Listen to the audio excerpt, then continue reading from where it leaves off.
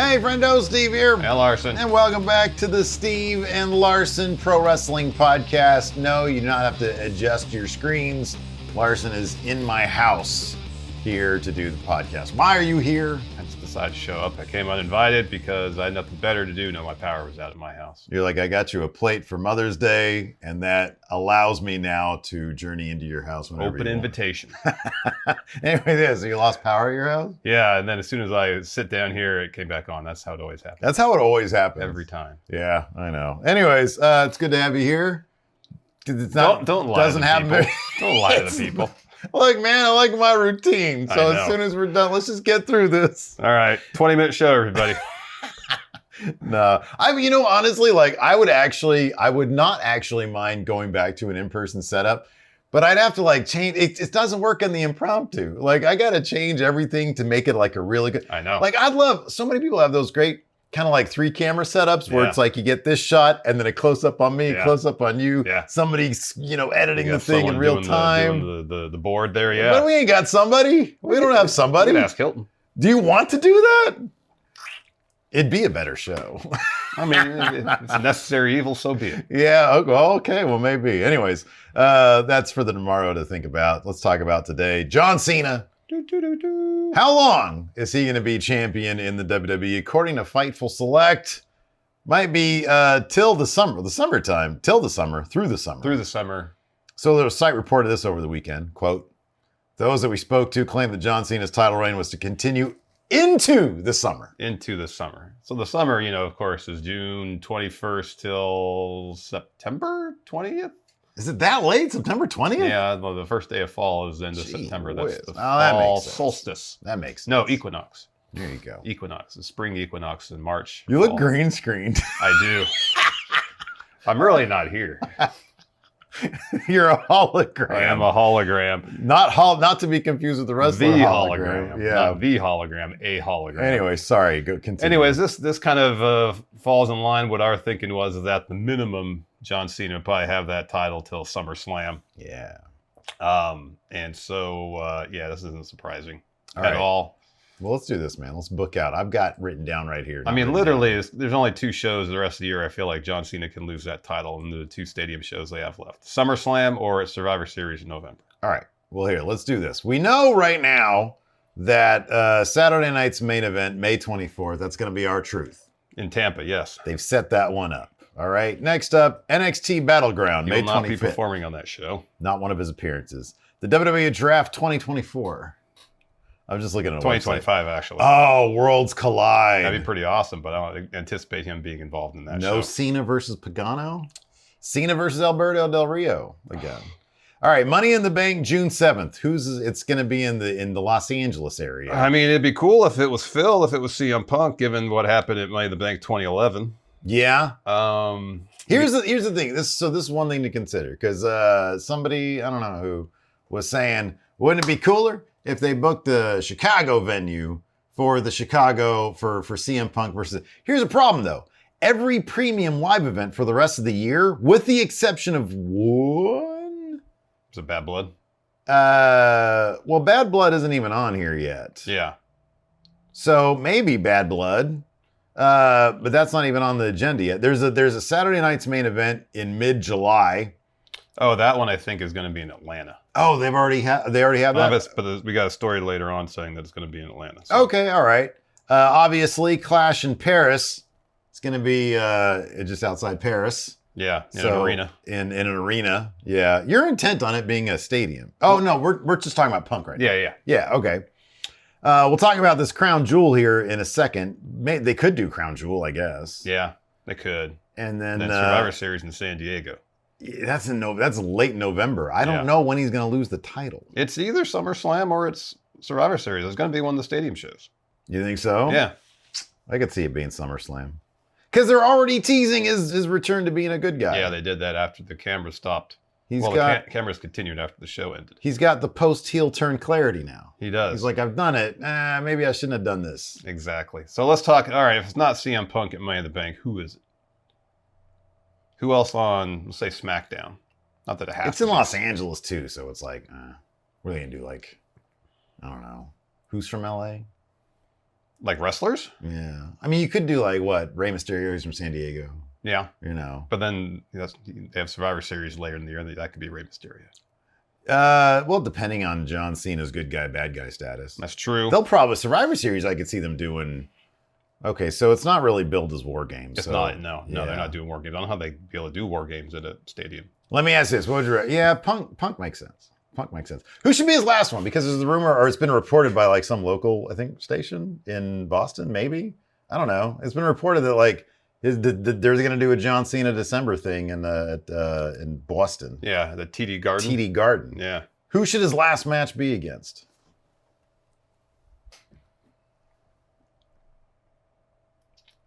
I mean, shoot. There's 3 names come to mind, but one of them he just wrestled with Randy Orton. Yeah, you don't want to do that. Although the match is really good. It was fun. The other 2 names are Punk. Yeah. But this person's not with the company anymore, and that's Edge. Those were his 3 primary rivals in his peak. We're put Brock in there too, I guess. But I suppose nobody wants to see that. So you got Money in the Bank, you got Night of Champions in Saudi Arabia. Yeah, he was in the teaser. Cena was. He's in the teaser for that. Saturday night's main event. You got SummerSlam, obviously, Clash in Paris. Yeah. And you've got Crown Jewel. And then that's in October, so maybe they're not doing Bad Blood this year. And then you got Survivor Series. Somebody's at 7. 7, I guess. 7 matches and 8 if you include Saturday night's main event. Saturday night's main event in Boston. And then the Boston one. Unless they're gonna do Saturday night's main event. That's what it was, yeah. Okay. So you got like 7 or 8. That's a lot of people right there. Yeah, so you gotta do Punk. Maybe Seth gets a match at some point. Do Punk, Seth, Drew. Yeah. I mean, you just look at all the big names. Roman. I mean, they already did a Roman. He's done it twice. He wasn't a bad guy with Roman, though. No, he wasn't. So, yeah, I mean, yes, you can do Roman. I mean, hey, maybe the guy that dethrones him, Finn Balor. Gets the Intercontinental Championship from Dom Mysterio. Double champ. I mean, that's a lot of things. Moves to SmackDown. A lot of things. Gets the U.S. title. A lot of things has. Wow. Yeah. Don't think that's going to happen, Steve. Never been done. I agree. But anyways. Don't think it's going to happen. Highly unlikely. Highly implausible. Highly likely that the Evolution 2 pay-per-view premium live event is going to happen because it's been talked about. PW Inside has an update on the WWE Evolution that is rumored to take place this summer. PW Insider reported that. I'm just reading your notes. Yeah, hastily typed notes because I want to get here and get out as soon as I can because I know it's massive upheaval for you today. The smallest thing is a massive amount of upheaval for Steve, and I'm trying to not disturb whatever's going on here. Man, I can't believe you brought Del Taco over. It didn't even offer me. I literally texted you, do you want anything? You didn't say you were going to Del Taco. I didn't know I was going to Del Taco until I got in the car. Listen, this is what PW Inside has to say. Insider. Reported that rather than the event taking place in early July, there's been discussions within WWE about having the premium live event happening the weekend of July 12th in Atlanta, the same weekend as Saturday night's main event from the ATL. Subsequently, Fightful Select reported Fightful spoke to numerous talent who unanimously said that the idea of a second Evolution show has not been brought up to them, but they have seen the internet speculation. So none of the talent are in on this, but internet people are. So yeah, that'd be cool. That would be cool. They got like a loaded fucking women's division. Mm-hmm. You know, do another Evolution. What should main event that? Oh wow. You could do Rhea Bianca. You could do Becky Bailey. Io Rhea. You can do Io Rhea. You can do that. That'd actually make a lot of sense. Yeah, Becky Bailey. That's a big one. Yeah, they got a lot of stuff set up right now. Yeah, they do. So yeah, they do. They absolutely do. You can do Jade Charlotte. Oh yeah, you can do that. Tiffany versus Naomi. Yeah, you can do that. Yeah, there's a lot of potential. Stephanie Vaquer. Really good matches. Versus anybody. Let's talk about probably not CM Punk though, because the Evolution's all women's.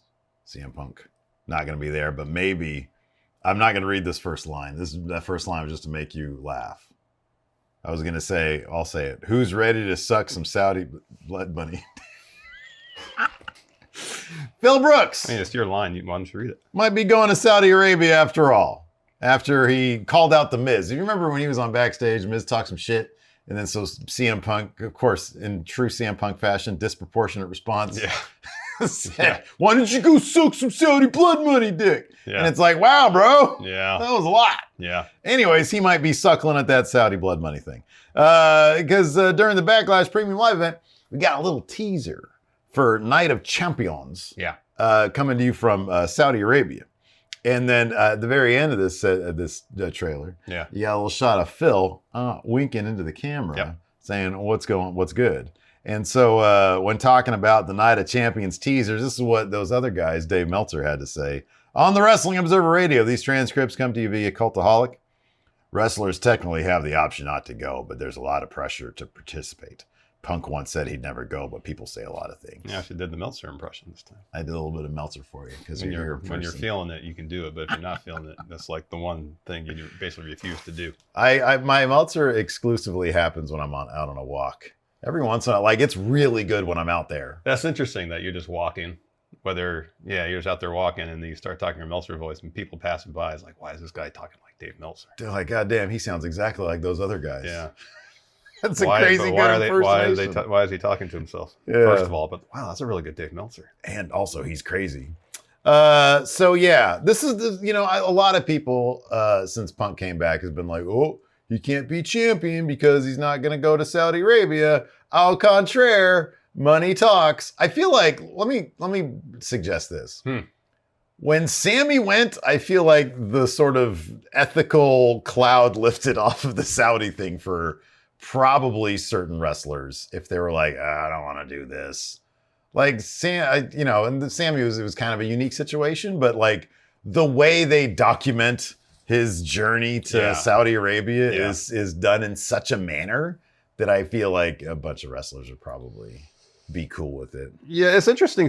Meltzer's saying here that wrestlers technically have the option to not go, but there's a lot of pressure to participate. And you think one of the people that would have the sway backstage and not feel a need to bow to any pressure would be, amongst them, be CM Punk. Yeah. You think the very top in the main event level talent would have enough sway to be like, nah, I don't want to do it.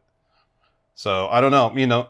One shot of Phil winking to the camera does not necessarily constitute a confirmation that he will in fact be there. I mean, it implies he will. Mm-hmm. So I guess it remains to be seen if he's booked for the show, and if he is, then it'll be interesting to see if he makes any public comment about it. Yeah, I mean, if he'll put himself, I wonder, like, if he'll put himself in a position to answer a question about that. Mm-hmm. Or if he'll feel, because of his previous comments, if he'll feel internal pressure to be like, hey, I'm doing this. How do I not come off like a hypocrite? Yeah. If he'll feel that internally. Yeah. It'll just be interesting to see. Mm-hmm. I mean, he's a grown-ass man. He can make his own decisions. And, Yeah. And I'm sure there probably is, given that his return has been really successful. Like, he's basically the most popular guy on the roster. Yeah. He's easily top 5, yeah. And like backstage, everything seems to be good. Creatively speaking, he seems to be on the same page with Triple H. Yeah. So it's like at this point, okay, well, are you cool with it? And if you want to keep that momentum going, Mm-hmm. you're right, because I think he probably could turn it down. But at the same time, it's like, well, if you want to extrapolate this out to become champion again, which I'm sure they would probably be cool with, and he'd probably be cool with, that's probably going to happen at some point. Yeah. You got to do the Saudi shows. Yeah. So I don't know, man. It'll be interesting to see how he responds to all that. It will be if he does at all.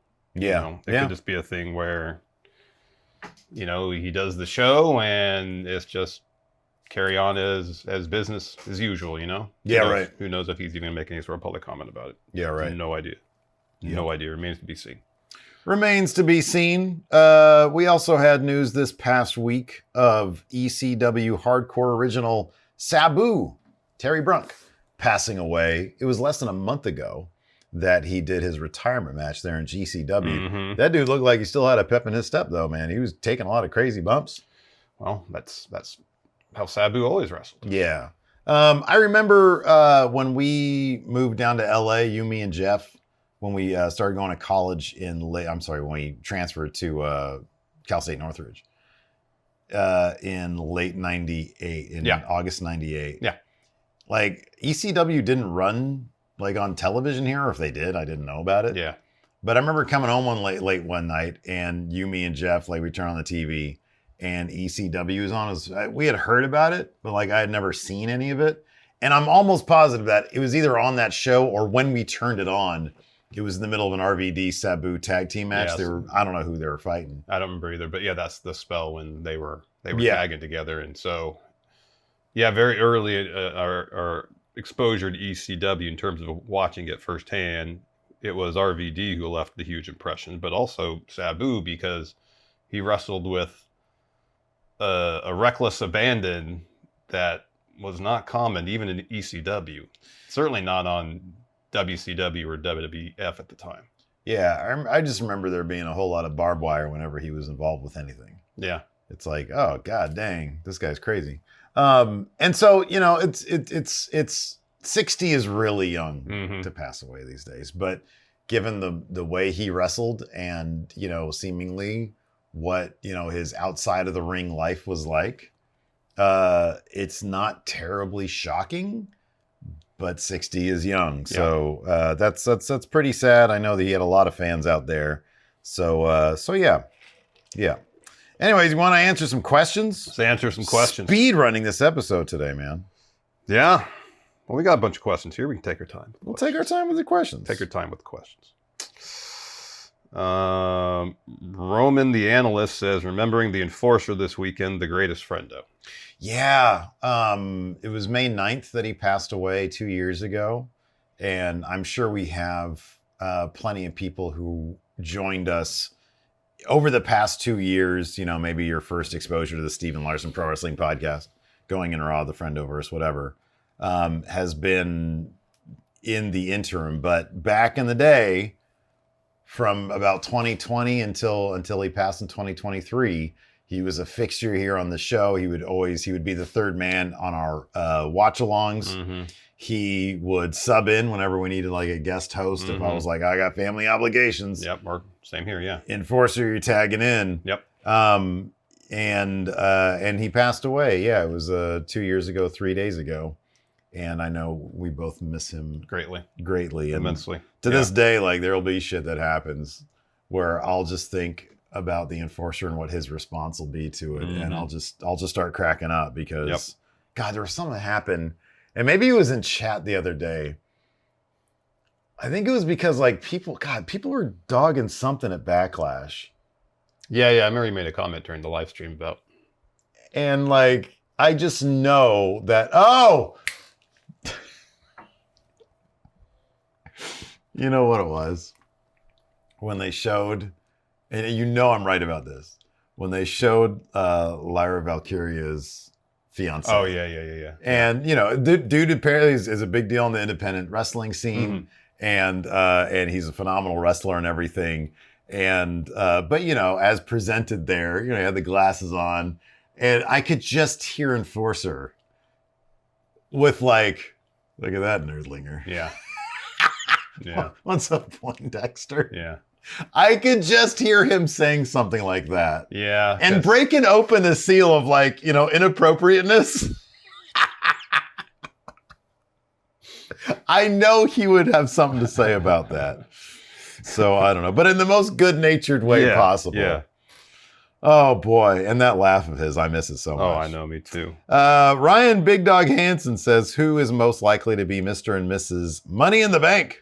Who would you say are outside chance dark horses for each briefcase? So I still think that they are doing a bit of a story with Drew McIntyre, where his failures from last year, he's going to make up for this year. And we saw that with the Damian Priest match at WrestleMania. And I feel like there's the possibility that he will get the Money in the Bank briefcase, but successfully cash in this That's year. a possibility. That is a possibility. If not Drew, I mean, we've seen it before, but the idea of Seth Rollins with the briefcase now would be interesting. Yeah. I mean, Punk is the most popular guy on the roster. Yeah. There's that possibility. I think I would suspect though that Punk Cena match would be at Money in the Bank though. Yeah, I would think feel so like that too. would That makes the probably be most thing. sense. Yeah. If they're planning on doing that match this year, that would make the I absolute mean, most sense. would the crowd turn on it if Cody won? Oh, wow. I don't know. I mean, Cena's getting a lot of... People are starting to really enjoy his heel work. This match did a lot for him. It did. And if he's going to start kind of peeling back the layers of heel John Cena more, and we're going to get those more human moments like we got after Backlash ended, I think people are going to start cheering for him more. And there's a distinct possibility that they might resent Cody taking the title off Cena so soon after he won it. I agree. I think that when he starts showing cracks in the armor and vulnerability, people are going to appreciate the shit out of that. Yep. And they're not going to want to boo him. Nope. Because it's just going to be entertaining and it's going to be good. And there will be sympathy for the character. Yeah. And Cody coming in and like kind of exposing that and taking advantage of the vulnerability. I don't know. People aren't going to like they got to be careful with the story they're crafting. Especially if Cody rolls in like Cena circa 2011. Yeah, right. Essentially being like, that title, I want it. Like that's how Cena used to challenge the championship a lot from like 2011, 2014. That thing around your waist, I want it. Yeah. And because he was John Cena, he got the opportunity. If Cody rolls in, I want it back. I'm like, no, we like John Cena with this title. Do something else, Cody. You know what they could do? Turn Cody heel. They could. They can do a double turn. They do a double turn. Double turn. Boy, that'd be interesting. That would be. Joe the Meme Maker says, out of the current NXT top stars in men and women's division, who will be the first to be a Grand Slam champion? Oh, wait a second. We didn't talk about Miss Money in the Bank. Oh, sorry. Let's see. So obviously last year was Tiffany Stratton. She had a successful cash in. Yeah. A lot of people on the roster this year. Naomi would be my first choice. Yes. Naomi, 1,000%. Yes, 1,000% Naomi. Now, would it be her or would they give it to somebody? Boy, I don't know. They seem to like her though. Her heel turn is really good. Yes, that's been really good. And I mean, they're keeping her around the title picture. Yeah. They have for a while. Yeah. So I mean, there's others like Jade. Could be Jade. Yeah. Who she'll do like a face type cash in. Well, she announced in advance or something like that. Yeah. There's I mean, it could be like an Alexa Bliss. Could be Charlotte. I don't know if they'd go with that though. Yeah. I don't know. I feel like they need to get her off her stated goal to get the title back and get her in some other stories for a while. Yeah. So, anyways, first NXT star to be a Grand Slam champion. Okay, so what would that constitute? That'd be a tag champ. Tag, world, and North American? No, I think on main roster, Grand Slam champ. First NXT. Wait, first what? Grand Slam champ. Who of the current NXT top stars, men and women, who will be the first to be a Grand Slam champ? I suppose you could be a Grand Slam in NXT, tag, world, North American, and Heritage Cup. Oh, yeah. Okay, well, but that would strictly be for the men. Let's say they're talking about main roster. Yes, so who's prominent right now in NXT that's going to go to main roster and get everything?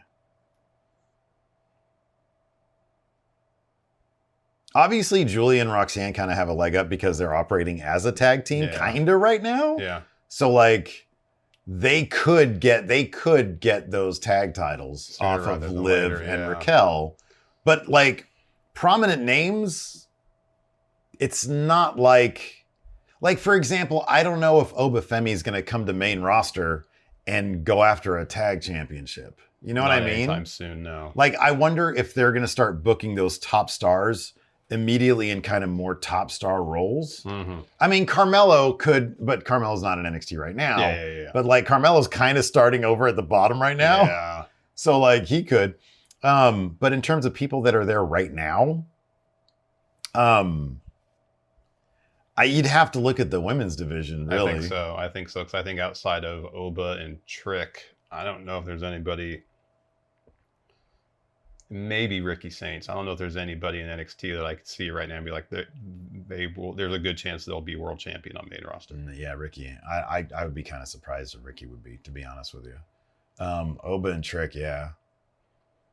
But like looking at how they book Carmelo, I don't think there's any guarantee for Trick. Yeah, I don't Because they think kind of so either. occupy similar territory. Oba's different. Oba's a big dude. You could see him mixing it up in the main event scene kind of immediately. Yeah. Um, But on like, for the women's division, you have Stephanie, Julia, Roxanne, Jordan Grace. Just off the top of my head, those are 4 names that I think will all pretty quickly, once they go up to main roster, start contending for world titles. I would say Roxanne and Julia right now because there's a chance they can get those tag titles. Yeah. But I think they're in a unique situation that I don't necessarily see Stephanie or Jordan Grace being in. So I would give those two the advantage there. Yeah. C Machine says, when do you guys see Karrion Kross get a premium live event match and even win one? Are you aware of his like documentary that he did on his channel? I saw a thing about it, but I haven't watched it yet. I watched like half of it. It's really fucking good. Yeah, I imagine it would be. A lot of it is just him talking, but he's got such a magnetic personality. Oh, he's so captivating on camera. Absolutely. So, premium live event. Do you think he makes it to SummerSlam? I mean, it's 2 days. It's a 2-day show. And he almost made it on WrestleMania. Yeah. I'd like to see it, but so often he's kind of on the periphery of stories. He's kind of the devil on the shoulder to, trying to convince people to kind of lean into, the more heel aspects of their character. But until he is the central focus of his own story, I don't know what path there is for him to be on a pay-per-view card. They would just have to pull the trigger on an actual story. Yeah. Like that. And I get the feeling, because there was that report that his like merch was selling like gangbusters. And between that, the documentary that he put out, which I think has like 400,000 views on his own channel. Yeah, that's pretty good. I get the feeling that at some point this year, hopefully this summer, they will actually pull the trigger and see if it works. Yeah. And so it wouldn't shock me to see him at SummerSlam. Yeah. Wouldn't shock me to see him have a match at SummerSlam. I'd love to see it. Ken McDowell here says, do you expect WWE to bring AAA TV to American audiences? I just read Sean Ross Sapp answered this exact question on like a Fightful Q&A thing. And he says that, because they've had no problems getting LFG and Evolve TV deals, then he thinks that they would probably end up trying to shop it around and increase the AAA footprint. But I don't know. I don't know either. I mean, you would think it's another avenue to make money. Yeah. Whether or not they do, I don't know. Yeah, I don't know. Because, obviously AAA has existing TV deals and yeah, right. In place. So I don't know. And who knows how that would conflict. Like if they're on, I don't know if they're on Univision or like CMLL is. I don't remember. But I'm pretty sure they've had, I've heard that they are on Spanish language television here in the States. Yeah. And the ratings are really good. Yeah. So like, would they then be allowed to have an English language broadcast on a different American network? Yeah. Or a streaming service? I have no idea. Yeah, I don't know either. I don't know either. It's hard to say. It really is. Doc Ox SC says, was it me or did the awkward silence after Cena FU'd R-Truth during the press conference make things 10 times better? Oh, I don't know. Some Wilhelm screams and some gasps would have been cool. Ah! And air horn. Everybody run. Yeah, air horn. Some Zuzubellas. Yeah. There you go. Yeah, I think that'd have been better. No, I don't want silence. I want reactions. No, I guess I get it in terms of it happened and it's kind of like people are so shocked. There's this awkward silence of no one knows what to do because they were not expecting it to take place. I get it. I mean, yeah, I don't know. It's kind of different because everybody sitting there, they all know that it's all a performance. But there's people, like people asking questions. They don't know what's going to happen. Well, they don't know what's going to happen. They know that it's a performance. But still, like, you don't expect if you and I were sitting there, we would have the exact same reaction. We'd just be like, kind of like, oh, wow, okay. Yeah. That would have been, oh, dang! That's what I would have done. Dang! Lean over me. You got to knock the fuck out. Yeah, exactly. Fear and Loathing here says, is Chad Gable's current storyline a hindrance to him being a serious Money in the Bank contender this year? Who asked that? Fear and Loathing. Are you on Patreon or YouTube? YouTube. Oh. Don't you usually get on Patreon? There's no thread on Patreon. I didn't put one on Patreon? Not that I saw. God damn it, man. We got to get somebody else in here to, start switching the cameras and putting up question threads. No. I'll take the heat because I invited myself over. What's the question here? Chad Gable's current story a hindrance to him being a serious Money in the Bank contender. Yep. They're not going to put that briefcase on El Grande Americano. Yeah, it is. They've completely booked themselves into a corner with that. Yeah. Richard A. says, who does Jacob feud with first? Solo, Jeff Cobb, or the returning Tongaloa? Oh, wow. Tongaloa? So... Imagine having to see Jacob sell this.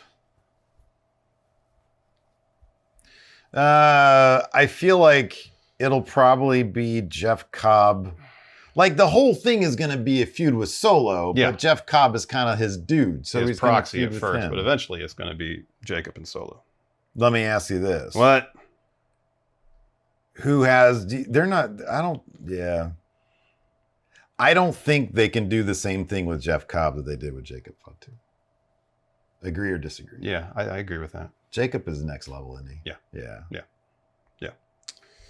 Mr. Cool Car says, do you think TKO Endeavor is ruining WWE, the insane ticket prices, etc.? No, it's free market shit. So, like, the ticket prices will eventually come back down because people can't afford the ticket prices. And inevitably, it's going to cool. Like, the product is going to cool. Yeah. So, like, the ticket prices will start to inch back down. And then, so it's all like they'll market the tickets or they'll price the ticket. I mean, I think these days it's all done by an algorithm anyways. Yeah, probably through Ticketmaster, because it's all dynamic pricing anyways. Yeah, so it's like if people aren't showing up or if people aren't buying them, then the ticket prices, I think, will automatically start to tick down. Yeah. So it's just, it's like anything else. I do think that, like, the product isn't as hot as it was before. And I think if you extrapolate that out properly, it just means ticket prices eventually will start to come back down. Yeah, eventually. But, he's apparently the $40,000 packages for SummerSlam all sold out. So there's still people willing to spend a lot of money to get the premium seats. Until that stops, or until that starts to cool down, then the seats will still be up. Yep. So, no, I mean, I honestly, like, it's hard to say that if you're looking at it strictly from a business perspective, that's not ruining anything because they're maximizing the amount of money that they can bring in. Yeah, I mean, I guess maybe then the perspective is it, I don't want to use the word ruining, but because it was phrased that way in the question, the fan experience when your average WWE fan is potentially priced out of a good portion of the tickets being sold at the venue. So, I hate to be that guy, but you can't look at that St. Louis crowd and tell me that that's the case, because that was a hot crowd, a super hot crowd. Yeah. So, until, again, I just think that they're, those are people who, I don't know, they're digging their savings or fucking mortgage their house for a WWE ticket. They're happy to do it. You can do the payment deals these days with basically everything. They're all paying through Klarna. I can't remember what it was, but it was something like Coachella, where a good portion of people who bought tickets were doing on payment plans. Yeah, bro. Look, it was Coachella. Never underestimate the ability for people to make bad financial decisions, but they want to go. Yeah. They want to go do it, you know? So I don't know. Y'all are adults. You can spend your money and do it on payment plans if you want to. Yeah. So yeah, I don't know, man. I don't know. Y'all need to make some good decisions with your money, okay? I know you and I, look, man, Pearl Jam came to town and you were like, fuck you, I'm not paying $400 or $800. No, there's like literally no band that I would pay that much money to see live. No. Yeah. Because for me, it's just not a good value for my dollar. Yeah, It's just my opinion. Other people obviously disagree because I think they probably sold out Golden One when they played. They probably did, yeah, exactly. How many of those people that paid all that money, how many of those people listened to Dark Matter, Larson? 5. I got to see Pearl Jam at their peak for $40. Yeah, dude. No, I know. I don't need to spend $800 to see them play some mid-tempo dad rock. Open with Lucan. Get out of here with that. Opening with Lucan. That's middle of the set filler. Oh, did we ever look at the Golden One set list? I'll get on All right, that. look at that. I'll ask this question here. Bulldog says, we already talked about Sabu. Rocket Man says, just want to give some gratitude to you both for being a positive influence and pleasantry for people like me and those who don't necessarily have it easy. Well, we're happy to be here for you, Rocket Man. Odo says, who would you guys like to see? Oh, we said that one already. Tia Kater says, would you rather see The Miz have one more Intercontinental title run or have a cooked chicken dinner appear in front of you right now? With the way my stomach is going, probably a cooked chicken dinner. What's wrong with your stomach? It's rumbling. I'm hungry. Oh, you're hungry. Okay. Yeah. I thought you mean you're having some tummy problems. No, I'm good. No, I'll take the food, please. Yeah. Mrs. had plenty Yeah. of Intercontinental Championship runs. All right, you ready for this Pearl Jam set? Let's hear it. So it opened with a song called Pendulum. That's from Dark Matter. Oh. And then one called I'm Open. Don't know that one. First song I recognize, the third song is Elderly Woman. Okay, yeah. And then Faithful, I know that one. Yeah. Scared of Fear. I think that's a Dark Matter one. What the are they just doing exclusively Dark Matter There's stuff? There's a lot. Are you serious? We got a Sacramento Pearl Jam concert? Hold on. That's only 5 songs in. 6 is... Okay, wait. Scared of Fear is on there? Yeah. Right? What was the first one? Pendulum. It's not on Maybe Dark it's Matter. maybe it's on the Target album. React Respond was next, then Wreckage. I know Wreckage is on Dark Matter. Then at 8 was Dark Matter. Oh God, Pendulum was on.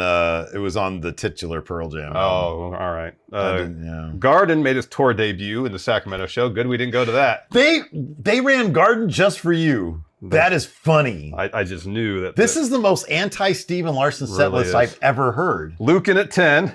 Lucan, they put Lucan on the Sacramento set list. Corduroy at 11. Yeah, that's a decent one. Dance of the Clairvoyants. That's from a couple albums ago. Yeah, Even Flow. honestly, that's like the single of theirs that I can't stand. Upper Hand. I don't know what that is. Waiting for Stevie.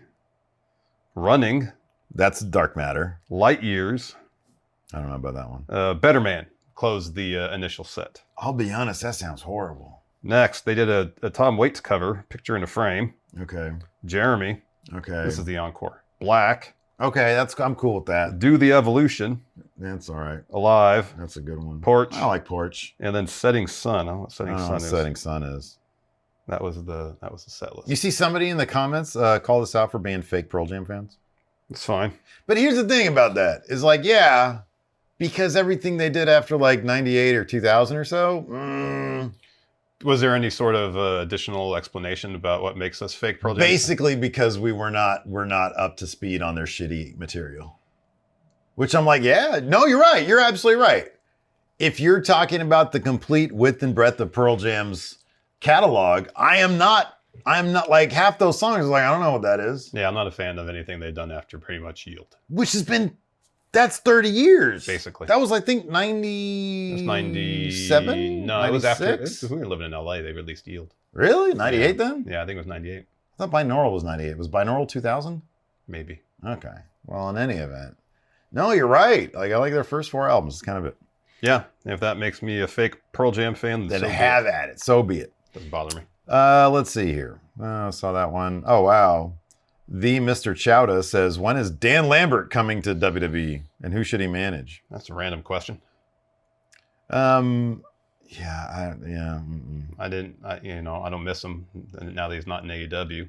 Yeah, me neither. I didn't really feel the need for him to be in AEW. Yeah. I don't really feel the need for him to be in WWE. Static G Medina says, does Priest need a new gimmick? He needs an old gimmick. I saw on Twitter somebody posted. Party Vampire. Somebody posted. This was actually the most impressive thing to me. It was like that clip of him having just won the North American title. Yeah, in the hot tub.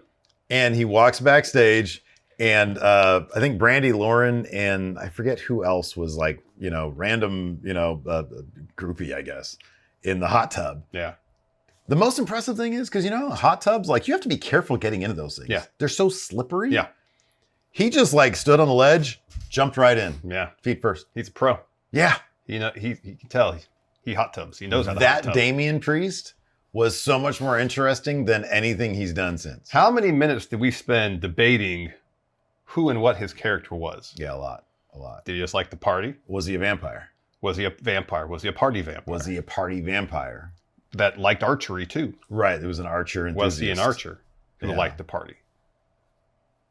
There's dimension there. There's a lot to unpack. It just needed a little bit more clarity, and I think it was a solid gimmick. I think he needs good feuds, but his thing is like he's kind of on the like low end of the totem pole of guys like him. Mm-hmm. So I don't know where he fits in. Like he's seemingly kind of too big for the US title. Plus they already have like a killer US champion who's on the rise. All rise. And so I don't know where he fits in. He's not going to be a title guy. So like I guess you just need good stories. It seems like now he's a good worker for people in the upper main event to work with. And to beat. Yeah. Yeah, exactly. Because now that he's got that world title reign under his belt. He just beat a former world champion. Obviously, the only thing you can really do at that point is turn him into Party Vampire. That's what I'm saying. How about this? WWE After Dark. He could be the After Dark champion. That's good. And it's like, that's where you show a little bit more skin. You know what you do too? You get Matt Berry as Laszlo to be his manager. Okay, yeah, that's good. That's good. I like it. There you go. After Dark. There it is. That's good. It's perfect. Yeah. Awesome. All right, we booked it. you WWE go. After Dark. Who else will be on After Dark? LA Knight always talks about keisters. Yeah, it'd be LA Knight. What's his name is Night. It takes place at night. Yeah. He gave him his own segment. Yeah. Yeah. Gosh, who else? Who's got a little edge to him? Adam Copeland. Adam Copeland. Yeah. Bring back Gangrel. Yeah. I don't know. Who's got like a sex gimmick? Anybody else have a sex gimmick? Maybe for a stretch in like NXT, it seemed like there was a lot of talent there that would fit into that. Yeah, it was pretty horny theme. back in the day. Yeah. But not so much these days. I mean, you could bring up Ashanti the Adonis. Yeah. He could be there. Like Tatum Paxley. Like her and Gigi, their tag team was all kind of like Oh yeah, kind of gothy. Yeah. Yeah, a little bit. Okay. Yeah. All right. I like it. That's good. Look at that. WWE After Dark. It's perfect. Anyways. There we go. We did it. All right. Well, We got a show done today. now you can leave. All right. See you later. All right. We'll see you later. See, the cool thing is you can walk out with the lav and everybody can still hear what you're saying. You're not going to talk at all? I'm going to monitor. I'm going to see if he's saying anything. Not saying anything. Anyways, hit that subscribe button. We'll see you guys around. Oh, he came back. Goodbye.